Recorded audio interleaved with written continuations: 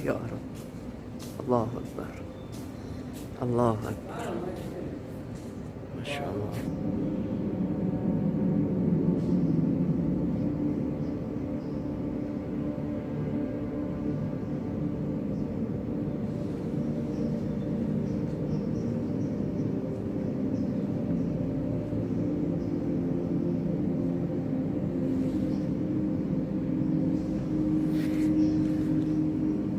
Makkah. Sekitar sepertiga dari planet kita terbuat dari besi. Setelah pembentukan bumi sekitar 4,6 miliar tahun yang lalu, logam yang berat itu jatuh ke pusat dunia. Sedangkan bahan yang lebih ringan tinggal di permukaan. Mana Indonesia? Akibat distribusi unsur yang tidak merata, akhirnya muncul selubung.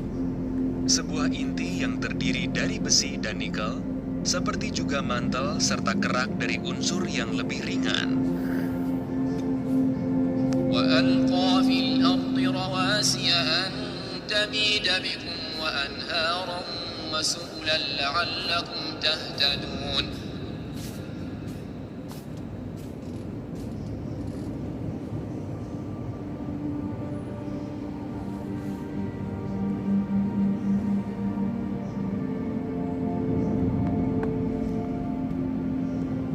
Aduh ini lagi di mana saya? Masya Allah ya Rabb. Luasnya dunia. Masya Allah ya Rabb. Ya Rabb. Masya Allah.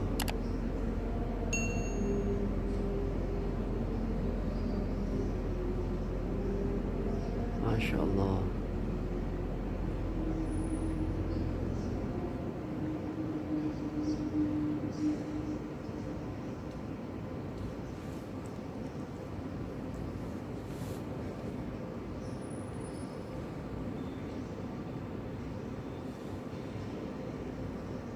Masya Allah.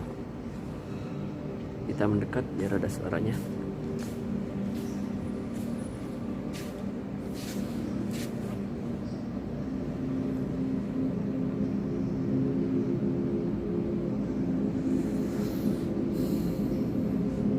Oh, ini dia Indonesia.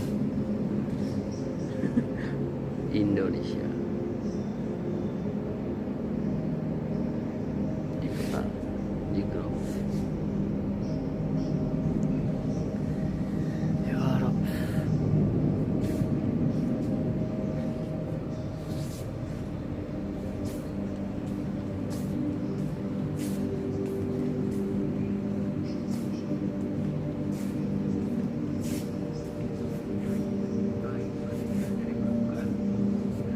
Sejumlah besar panas atau energi yang membuat jarak jauh masuk ke dunia.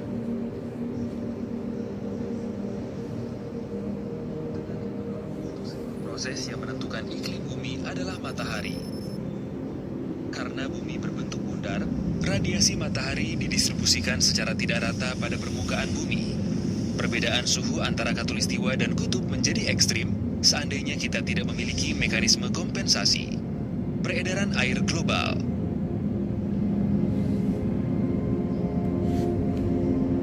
Angin mengiring arus air laut yang memberikan air hangat kepada daerah yang lebih dingin dan air dingin kepada daerah yang lebih hangat. Arus teluk, misalnya, menimba panas di Teluk Meksiko. Lebih dari 1,5 petawatt diangkutnya melintasi Samudra Atlantik, sama banyaknya seperti 2 juta buah pembangkit listrik tenaga nuklir. Tanpa arus teluk, di benua Eropa rata-rata akan menjadi 5 hingga 10 derajat lebih dingin. Tidak semua kawasan merasakan manfaat pengangkutan laut ini, karena kawasan tersebut misalnya The moon, terletak bulan. Bulan.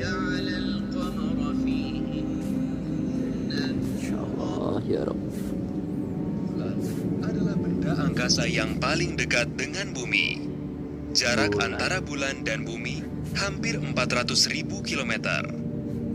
Jadi, Lunar Reconnaissance Orbiter adalah pesawat ruang angkasa NASA yang mengorbit bulan pada ketinggian 50 km. Kamera dan alat laser mereka memindai bulan dengan ketepatan 50 cm sambil menentukan profil ketinggian dan struktur permukaan. Hanya berkat bantuan peralatan pesawat inilah, globe bulan dapat dihasilkan dengan kedalaman terinci yang demikian unik. 2 tahun lamanya untuk itu dikumpulkan data-data yang diukur dengan gambar dan laser oleh Lunar Reconnaissance Orbiter dan akhirnya dihasilkan 4,5 miliar nilai ketinggian. Itu bulan mengelilingi bumi.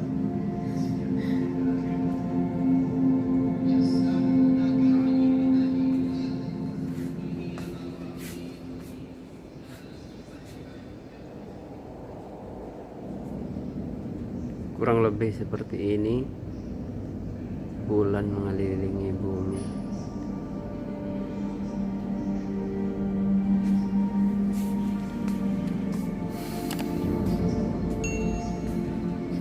The crescent. يسألونك عن الأهلة قل هي مواقيت للناس والحج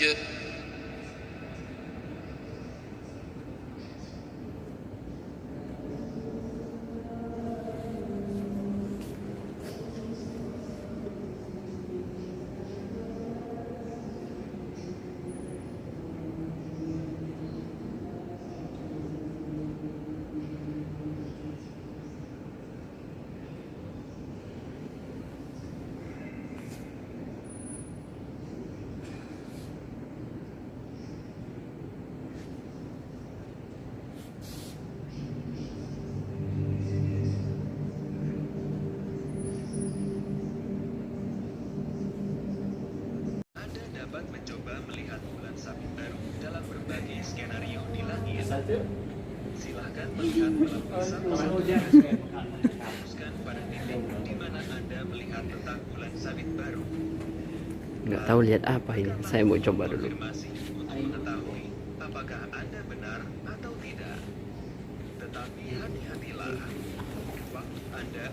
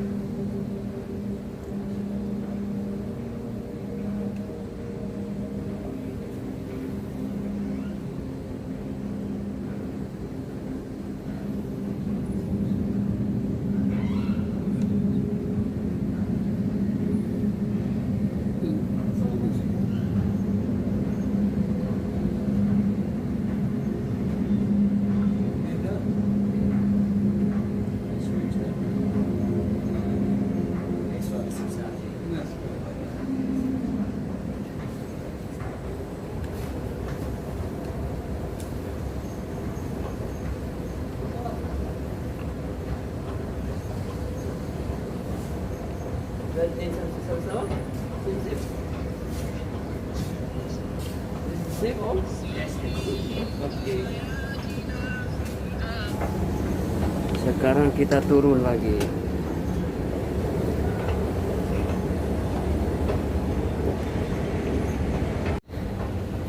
Oke teman-teman yang beriman, inilah mungkin lantai nomor 3 yang kita turunin dari atas kita, soalnya langsung dari tadi atas ini.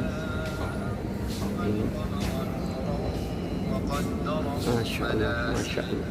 وقدره منازل لتعلموا عدد السنين والحساب ما خلق الله ذلك إلا بالحق يفصل الآيات لقوم يعلمون.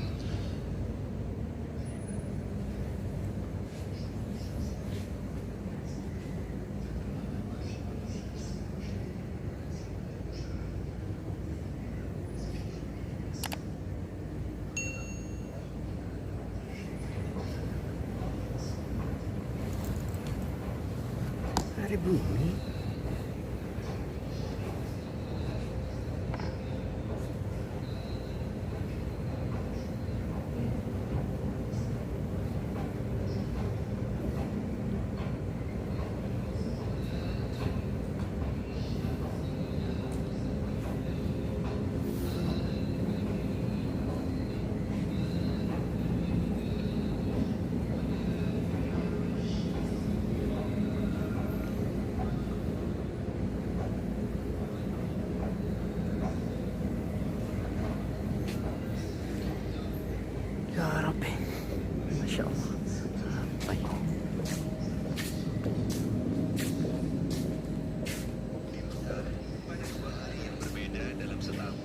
matahari berada tepat di atas Ka'bah di zenit pada siang hari. Sebagaimana mata terlihat pada bola dunia, maka pada bab siang ini mata kita bertentangan dengan bayangannya sendiri. Yang tidak tampak pada bola dunia adalah kutub yang berlawanan dengan Ka'bah. Hari dibuang. Semua tahun yang berakhir dengan 20 dan yang tidak dapat dibagi dengan 400 bukan tahun kabisat. Dengan demikian, perbedaan dengan tahun matahari tinggal rata-rata 26 detik saja.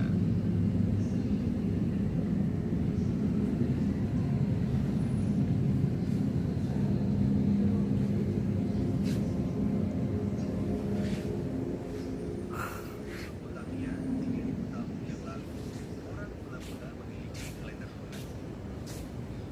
Di Mekah, pada 2 hari yang berbeda dalam setahun, matahari berada tepat di atas Ka'bah.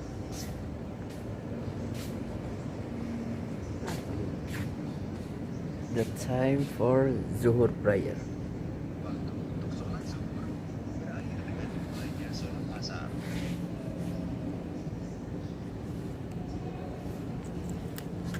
Jauh. Zuhur dimulai tidak lama setelah matahari mencapai titik puncaknya di langit dan mulai menurun lagi. Pada saat ini, bayangan batang vertikal mulai tumbuh lagi. Waktu untuk sholat zuhur berakhir dengan dimulainya sholat asar.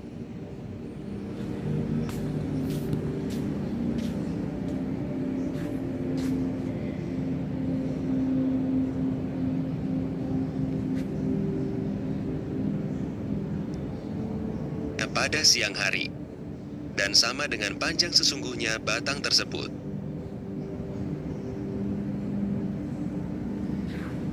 Matahari turun dari titik puncaknya pada 45 derajat. Waktu sholat asar berakhir ketika pusat matahari berada 3/4 derajat di bawah cakrawala.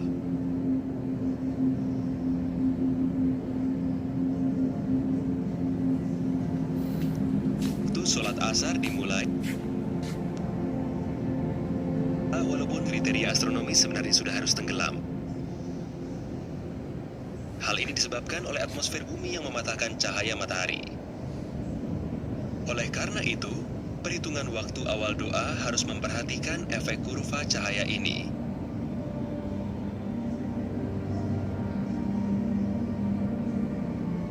Menurut kriteria astronomi, matahari baru tenggelam bila titik pusat piringan surya berada 3/4 derajat di bawah cakrawala.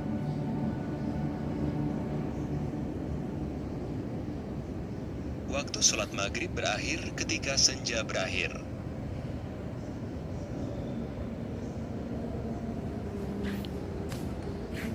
Barulah setelah matahari benar-benar menghilang di balik cakrawala, sholat maghrib dimulai. Tetapi bagaimana dapat menentukan waktu ini dengan tepat? Matahari sering tampak masih tetap berdiam di cakrawala walaupun menurut kriteria astronomi sebenarnya sudah harus tenggelam. Hal ini disebabkan oleh atmosfer bumi yang mematahkan cahaya matahari. Oleh karena itu, perhitungan waktu awal doa harus memperhatikan efek kurva cahaya ini. Ya Allah.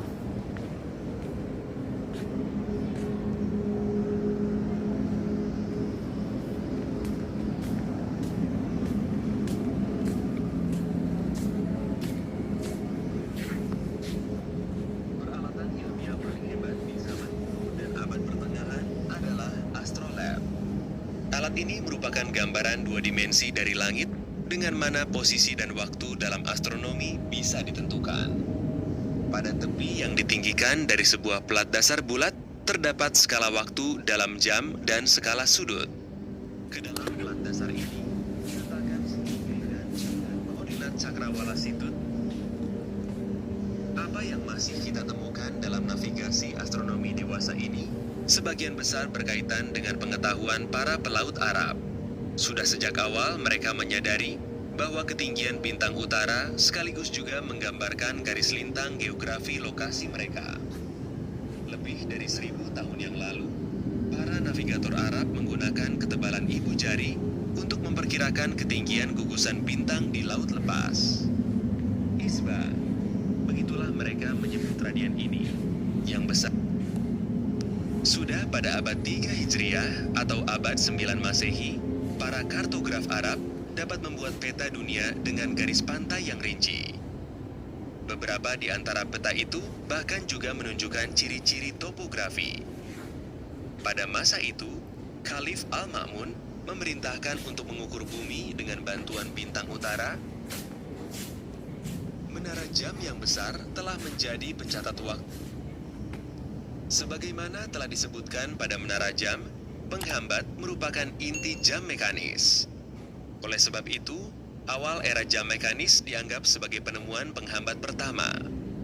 Regulator, seperti misalnya pendulum dan penghambat, bersama-sama menentukan detak yang teratur dalam sebuah jam.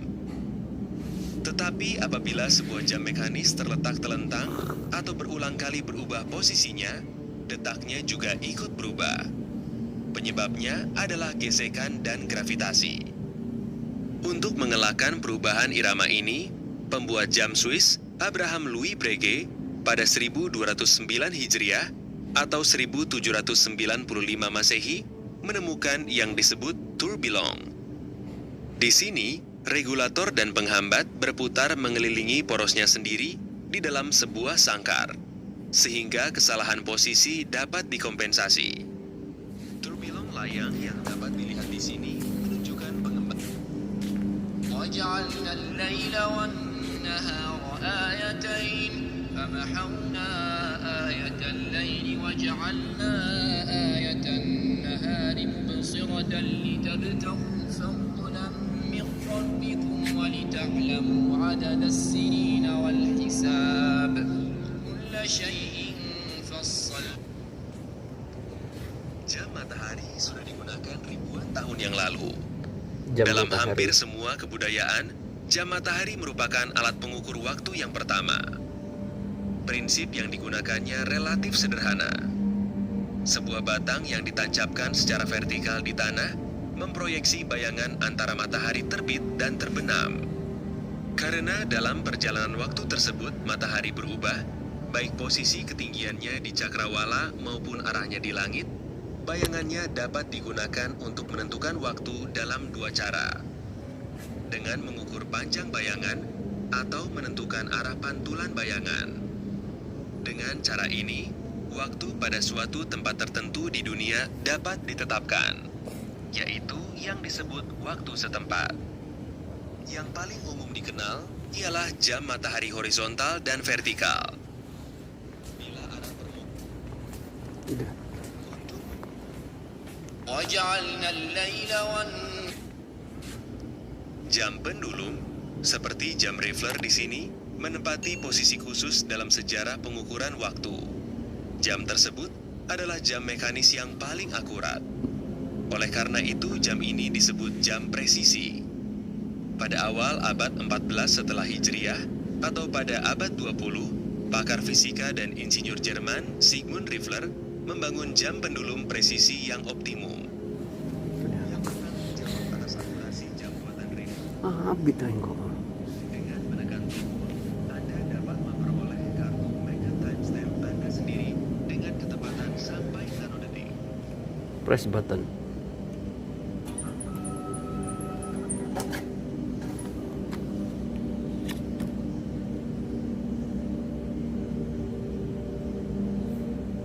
Jadi kalau di ini kan disuruh press button, jadi keluarnya ini teman-teman. Gak tahu apa ini. Your personal Makkah time. Apa ini? The Makkah Clock Exhibition Viewing Days.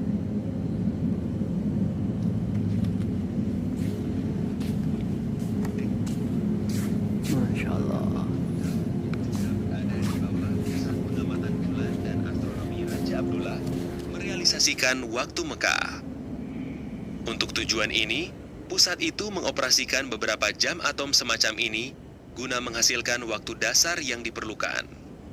Dengan demikian, Kantor internasional untuk ukuran dan berat di Paris yang ditugaskan untuk menghitung dan menyebarluaskan referensi waktu yang berlaku di seluruh dunia juga memperoleh waktu standar dari Mekah. Lembaga Waktu Mekah dengan cara ini memberikan kontribusi juga disebut jam cesium, merupakan jam yang paling akurat dewasa ini. Untuk mengukur waktu jam ini menggunakan atom cesium yang disinari dengan gelombang mikro pada frekuensi tertentu, sehingga keadaan energinya Hours, bertukar. minute, Sejak second, 1386 milli, Hijriah atau micro, 1967 and nano. Masehi, satuan waktu ditetapkan berdasarkan frekuensi gelombang mikro ini.